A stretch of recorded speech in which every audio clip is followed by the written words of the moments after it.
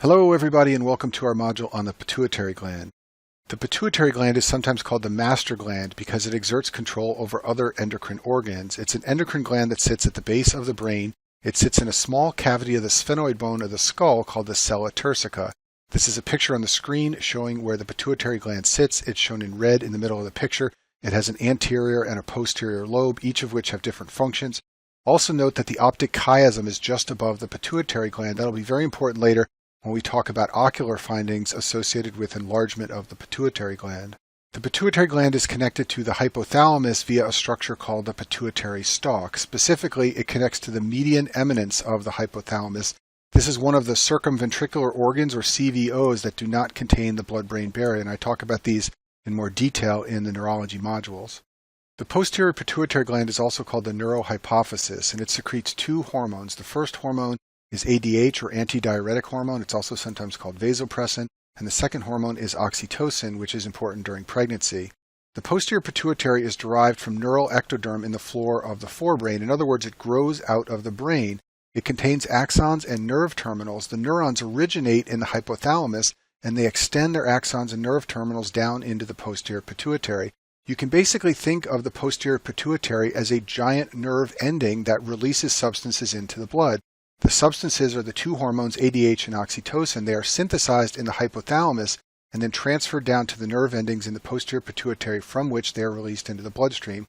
There are two types of neurons in the hypothalamus that make the hormones of the posterior pituitary. They are called the paraventricular and the supraoptic nuclei. The paraventricular nuclei make oxytocin, and the supraoptic nuclei make antidiuretic hormone.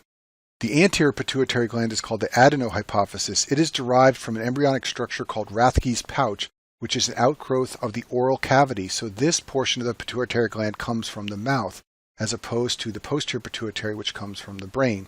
And the anterior pituitary gland contains 5 cell types that make hormones. There are cells called corticotrophs, which make ACTH. There are thyrotrophs, which make TSH. Then there are the gonadotrophs, which make the reproductive hormones LH and FSH. Then there are somatotropes, which make growth hormone. And finally, there are lactotrophs, which make prolactin. There is a blood supply that connects the hypothalamus to the anterior pituitary gland called the hypothalamic portal system. This is the main blood supply of the anterior pituitary gland, and it delivers releasing and inhibitory hormones directly from the hypothalamus to the anterior pituitary. So for example, there is a hypothalamic hormone called CRH, or corticotropin releasing hormone, which will go through the portal system to the pituitary and stimulate the release of ACTH. In the same manner, the hypothalamus can release TRH, GnRH, or GHRH to drive the release of TSH, LHFSH, and growth hormone. Prolactin is unusual. It is released from the pituitary, and it's controlled by dopamine from the hypothalamus, but dopamine inhibits prolactin release. Also along those lines, somatostatin can be released by the hypothalamus, and it inhibits release of growth hormone and TSH. So we'll begin our discussion of pituitary hormones by talking about prolactin. Prolactin is a protein hormone, and it regulates milk production in mothers. As I mentioned to you before, prolactin is under inhibitory control from the hypothalamus. The hypothalamus releases dopamine, which inhibits the lactotrophs in the anterior pituitary gland that produce prolactin. It does this by binding to D2 receptors. What this means is that if you destroy your hypothalamus, you will see a rise in prolactin levels, and this is relatively unusual. For most of the other anterior pituitary hormones, destruction of the hypothalamus leads to a fall in hormone levels. This is not true for prolactin because it's under inhibitory control. Prolactin can exert feedback on the hypothalamus. It can increase the dopamine release, and this leads to a fall in the prolactin level. You should know that there are many other substances which have been shown to affect prolactin release. These include VIP, oxytocin, TRH, and many other hormones. If you do a PubMed search on hormones and prolactin release, you will find lots and lots of papers. One that is worth knowing about for step 1 and clinically is TRH, or thyrotropin releasing hormone. This is the hormone that stimulates the release of TSH from the anterior pituitary. And this hormone level is elevated in hypothyroidism. When the level of thyroid hormone is low, it stimulates the hypothalamus to release TRH, and TRH can stimulate the release of prolactin. That means that hypothyroidism can predispose patients to develop hyperprolactinemia. And in fact, hypothyroidism is in the differential diagnosis for pituitary enlargement and hyperprolactinemia, and that's because of the effect of TRH on prolactin release. Prolactin is very important during pregnancy. During pregnancy, estrogen levels are high, and estrogen can stimulate prolactin release from the pituitary gland. It can stimulate gene transcription for prolactin. It can also stimulate the release of the hormone from lactotrophs. For this reason, there's a marked increase in the number of lactotrophs in the anterior pituitary gland during pregnancy. This means that the pituitary gland will grow in size during pregnancy. Prolactin is also important during pregnancy because it inhibits the release of GnRH from the hypothalamus. GnRH is the hormone from the hypothalamus that drives the release of the reproductive hormones LH and FSH from the pituitary. So when GnRH release is inhibited by prolactin, this results in cessation of ovulation and menstruation, which is something you want to have happen during pregnancy. Prolactin is very important in pregnancy for preparing the mammary glands to produce milk. Prolactin stimulates growth of the mammary glands when the woman is pregnant. Importantly, milk production in pregnancy does not occur, and that's because estradiol and progesterone levels, which are very high during pregnancy, block prolactin effect on milk production. After childbirth, however, the levels of estradiol and progesterone fall, and then milk production occurs from the mammary glands, which have grown in size because of exposure to prolactin. Now that we understand the physiology of prolactin secretion, let's talk about some clinical correlations of that physiology. And the first clinical correlation is a group of drugs that function as dopamine agonists. These are drugs like cabergoline and bromocriptine, and these can be used to treat Parkinson's disease. Parkinson's disease results from low dopamine activity in the brain, so it makes sense to treat it with a dopamine agonist. You can also use dopamine agonists to treat prolactinomas because they function like dopamine and therefore they shut down prolactin release. So when you use these drugs, whether it's for Parkinson's or to treat a prolactinoma, you will see an inhibition of prolactin release via binding to the D2 receptors. One of the most important clinical correlations of prolactin physiology has to do with pituitary adenomas. These are tumors that can develop in the pituitary gland, and they can be of any cell type in the anterior pituitary, and some of them result in increased secretion of hormones, and the type of hormone depends on which cell type has caused the adenoma. But you should know that the most common hormone-secreting tumor of the pituitary gland is a prolactinoma, and we'll talk in a minute about what that means in terms of symptoms. If you look at this chart on the screen, I've shown you what can happen if you get an adenoma from the different cell types in the anterior pituitary. So an adenoma of lactotrophs leads to hyperprolactinemia. An adenoma of thyrotrophs leads to central hyperthyroidism. An adenoma of corticotrophs leads to Cushing's disease. Remember that Cushing's syndrome is a syndrome of excess cortisol. Cushing's disease is a pituitary tumor causing Cushing's syndrome, and that tumor comes from an adenoma of the corticotrophs. And then finally, if the somatotrophs develop into an adenoma, that will produce an excess of growth hormone, which leads to acromegaly and gigantism, which we'll talk about later. No matter which cell type causes the pituitary adenoma, there are some general symptoms that can occur when the pituitary gland becomes enlarged. The first symptom is headache, and the second symptom is a special type of visual loss called bitemporal hemianopsia. If you look at this picture on the bottom right side of the screen, you can see that this person is unable to see in the outer portions of both visual fields. Those portions of the visual fields are near the temples, hence this is called bitemporal hemianopsia, and pituitary adenomas are a classic cause of bitemporal hemianopsia. This is the way it's often drawn in a schematic to show you the black portions are where the patient can't see. I have always remembered that pituitary adenomas cause this because I have just thought of an enlarged tumor pushing the black portions to the outside, causing the visual loss. And the reason this pattern of visual loss occurs is because there is compression of the optic chiasm, which, as I showed you before, sits right on top of the pituitary gland. Now let's get back to talking about pituitary adenomas that secrete prolactin, which are the most common type. Those pituitary adenomas cause hyperprolactinemia, and the symptoms of high prolactin levels vary by whether you're a man or a woman. So in women, this causes amenorrhea. Remember that prolactin suppresses GnRH, and this suppresses LH and FSH, and thus the menstrual cycle does not occur. In addition, women can develop galactorrhea, and this is because the prolactin drives growth of the mammary glands. In men, they develop what's called hypogonadic hypogonadism. This means that the LH and FSH levels are low, and thus they develop decreased libido, impotence, infertility, and sometimes they can develop gynecomastia. There's usually no galactorrhea in men, and that's because they don't have enough breast tissue present for the mammary glands to grow. Here's a summary of prolactinomas highlighting some of the points I made on the last few slides. It's the most common hormone-secreting tumor of the pituitary gland. It results in headache and visual loss. Rarely it can cause seizures. In women, it can cause amenorrhea. It also sometimes causes fractures. This is from low bone density, from low levels of estrogen. In men, it can cause loss of libido and impotence. The diagnosis is made by measuring the serum prolactin level and then doing CNS imaging to identify the tumor. And you can treat it with those dopamine agonists we discussed, like bromocriptine and cabergoline. These will shrink the size of the prolactinoma. Now let's talk about another clinical correlation of prolactin physiology, and that has to do with drugs that function as dopamine antagonists. There are many drugs which are dopamine blockers. Many antipsychotics like haloperidol and risperidone block dopamine receptors. There is an antiemetic that's sometimes used for vomiting called metoclopramide, which also blocks dopamine.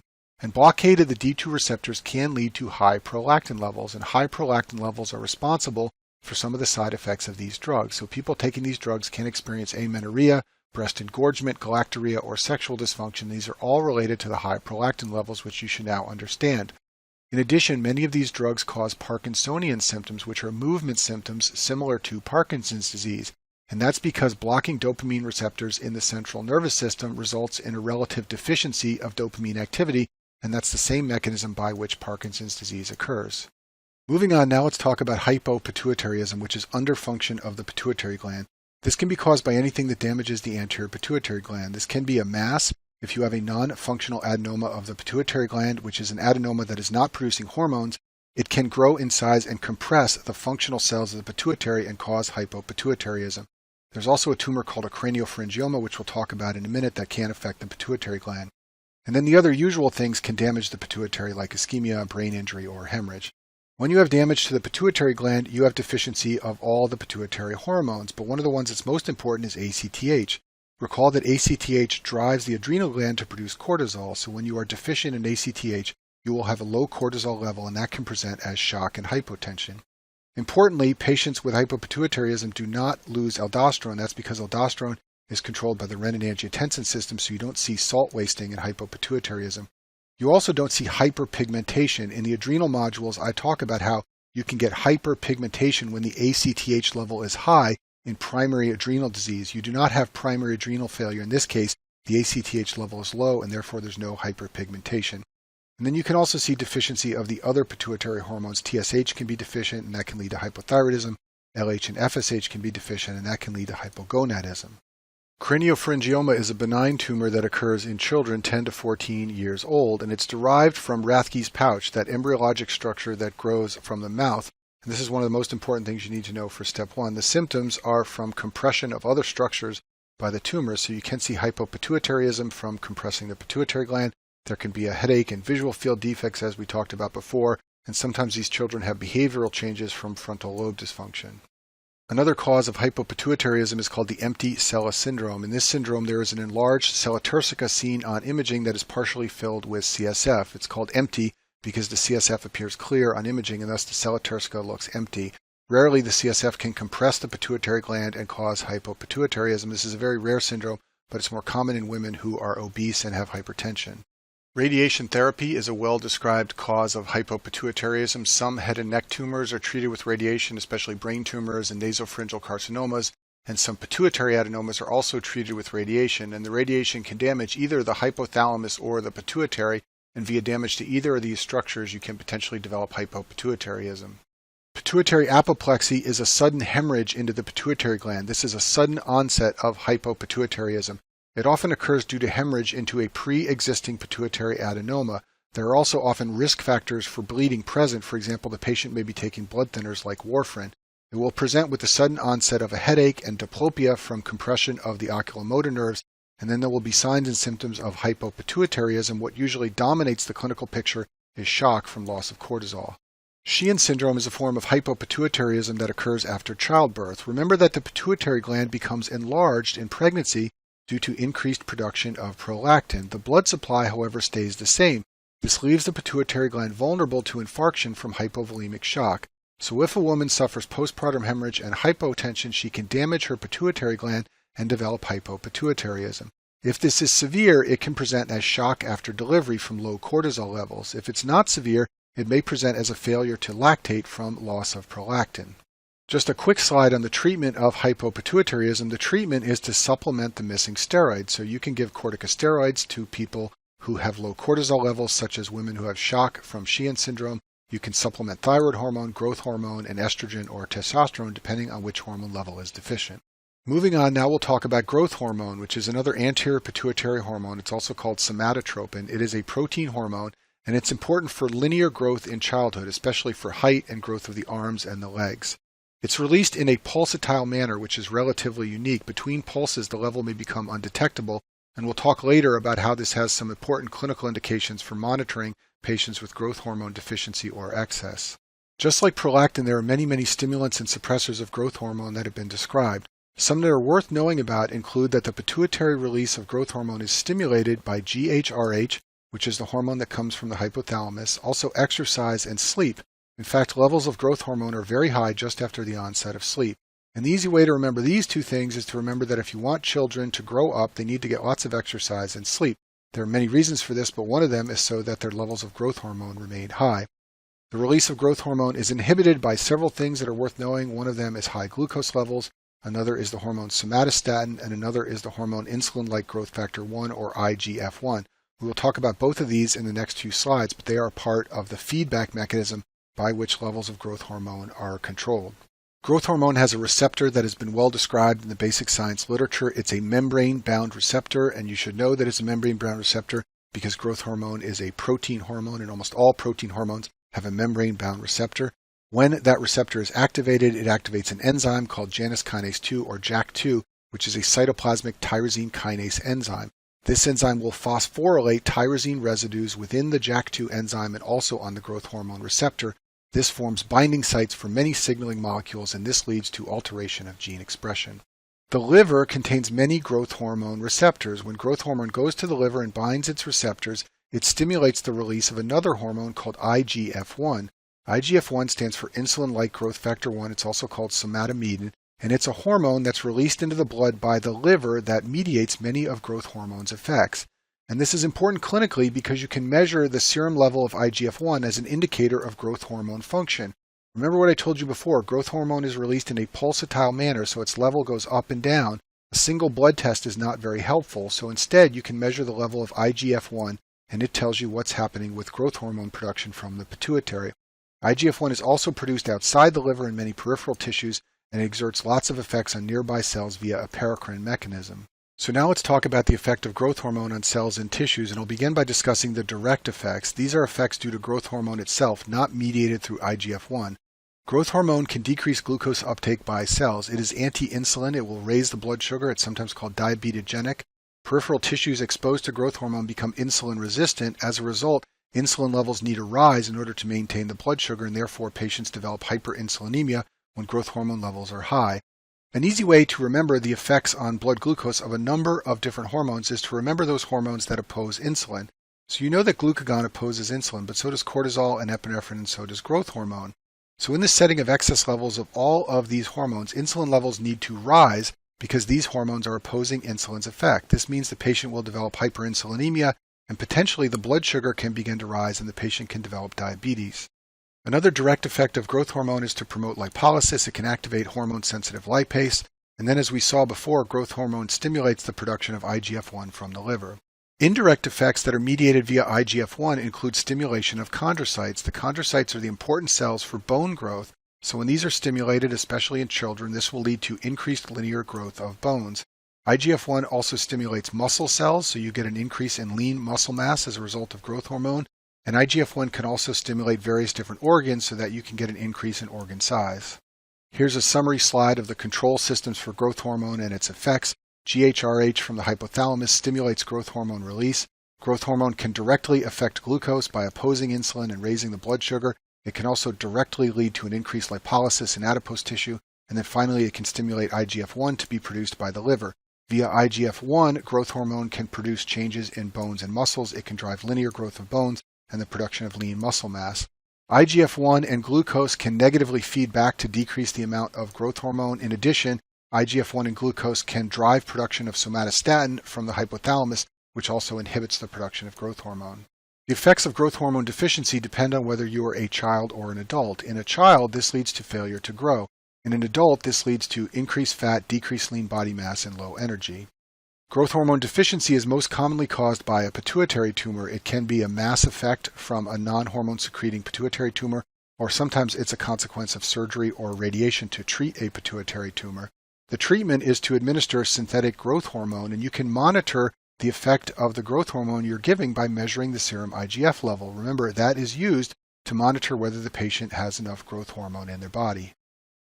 Growth hormone excess is most commonly caused by a pituitary adenoma of the somatotrophs that produce growth hormone. This will lead to a high level of growth hormone and IGF-1. The level of GHRH coming from the hypothalamus will be low. The hypothalamus is trying to shut down production of growth hormone, but the adenoma is not responding. In addition, the somatostatin coming from the hypothalamus will also be high, trying to shut down production of growth hormone. And this can present with headache and vision loss, many of those symptoms we described before from enlargement of the pituitary gland. More rarely, growth hormone excess can occur from GHRH secreting tumors. Hypothalamic tumors sometimes do this, carcinoid tumors sometimes do this, rarely small cell lung cancer can do this. In these cases, the GHRH level will be high. It is driving production from the pituitary of growth hormone. Children who have growth hormone excess become enormous. They have excessive growth, and this is called gigantism. Importantly, they have excessive linear growth, especially of their bones, so this will result in a very tall child. On the right side of the screen is a height and weight chart like you will use on your pediatric rotations. Each time the child presents, you'll measure the height and weight and plot it with a little dot. If they are in the middle of these lines, they are at the 50th percentile for children in their age group. A child who suffers from growth hormone excess will be enormous. They will have lines that are way up here, indicating that they are far outside the norm for their age from gigantism. Adults, on the other hand, who develop growth hormone excess get a characteristic clinical syndrome called acromegaly. Acromegaly is very rare and it's difficult to diagnose because it has a very slow, insidious onset. The average duration from symptoms to diagnosis is 12 years. One of the characteristic features is an enlarged jaw. The growth hormone drives changes in the bones of the face. In addition, there will be coarse facial features like enlargement of the nose and the frontal bones. Shown on the screen here is a classic picture of a man who has acromegaly. You can see that he has this square jaw and this very bony face that is somewhat large, and that is typical of people who develop acromegaly. Another characteristic finding is in the hands and the feet. The hands and feet get very large. If you look at this picture on the screen, on the left is a normal hand, on the right is a man with acromegaly. You can see that the hand is much bigger. A classic complaint from the patient is to say that their glove or shoe size has been increasing even though they are already fully grown. Another classic complaint are rings that no longer fit on their fingers. Another problem that occurs in patients with acromegaly is diabetes. As we talked about before, growth hormone is anti-insulin. This causes insulin resistance, and as a result, the insulin level has to rise to control the blood sugar. In some patients, the insulin is not able to rise enough to keep the blood sugar normal, and thus diabetes develops. Diabetes occurs in about 10 to 15% of patients with acromegaly, and 50% of patients have an abnormal glucose tolerance test. Other findings of acromegaly include visceral organ enlargement. The thyroid, heart, liver, lungs, kidneys, and prostate can all grow in size from growth hormone. There is enlargement of the synovial tissue and cartilage in joints. This leads to joint pain, which is a major problem in people with acromegaly, especially in the knees, ankles, hips, and spine. A common presenting complaint is joint pain, and then on physical exam, the facial features are abnormal and the hands and feet are enlarged. And then finally, patients with acromegaly can develop cardiovascular disease. They have an increased incidence of hypertension, left ventricular hypertrophy, and cardiomyopathy, and mortality is increased among patients with acromegaly due to higher rates of cardiovascular disease. There are a number of tests that can be used to diagnose growth hormone excess. One is to measure the level of serum IGF-1. As we have discussed before, the IGF-1 level is constant in contrast to the fluctuating levels of growth hormone. Therefore, IGF-1 is a good marker of growth hormone levels.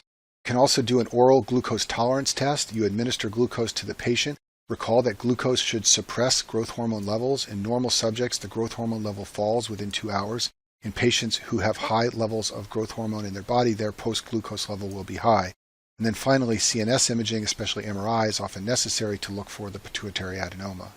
You can treat growth hormone excess with octreotide. Octreotide is an analog of somatostatin, and somatostatin is the hormone that the hypothalamus releases to shut down growth hormone production by the pituitary. So if you administer octreotide, it will suppress release of growth hormone for many pituitary adenomas. Surgery and radiation are also often required, and the goal of therapy is to lower the IGF-1 level to within the reference range. Once again, IGF-1 is used as a marker of growth hormone production. Unfortunately, the bony changes usually do not regress. Tall children remain tall and big hands stay big, and in adults who have acromegaly, the joint symptoms often continue and develop into a chronic problem. I'll finish this module by discussing a couple of other hormones produced by the pituitary gland. The first one is MSH, which is melanocyte-stimulating hormone. This is a hormone that can stimulate melanocytes in the skin. That's how it gets its name. There is a prohormone produced by the pituitary gland called pro-opiomelanocortin. It is a precursor of ACTH, which stimulates cortisol production from the adrenal glands. It is also a precursor of several forms of MSH. If you look at this picture at the bottom of the screen, POMC is formed and it is split into ACTH as well as several forms of MSH. The MSH can stimulate melanocytes to produce melanin, and this can darken the skin. And this is important in Cushing's disease. When you have an ACTH-producing adenoma of the pituitary gland, you will also get excess production of MSH, and this will cause hyperpigmentation. This is seen in Cushing's disease, which is different from Cushing's syndrome. Cushing's syndrome means high levels of cortisol coming from the adrenal gland, not driven by ACTH. Cushing's disease is high levels of cortisol driven by the pituitary gland. That is caused by high levels of ACTH, and in Cushing's disease you also see hyperpigmentation, and that is because of MSH. We mentioned oxytocin before. It is produced by the paraventricular nuclei of the hypothalamus. From there it's transferred to the posterior pituitary where it's released into the bloodstream. Oxytocin causes milk release in response to suckling of babies. When the baby suckles on the mother's nipple, afferent fibers from the nipple go to the spinal cord.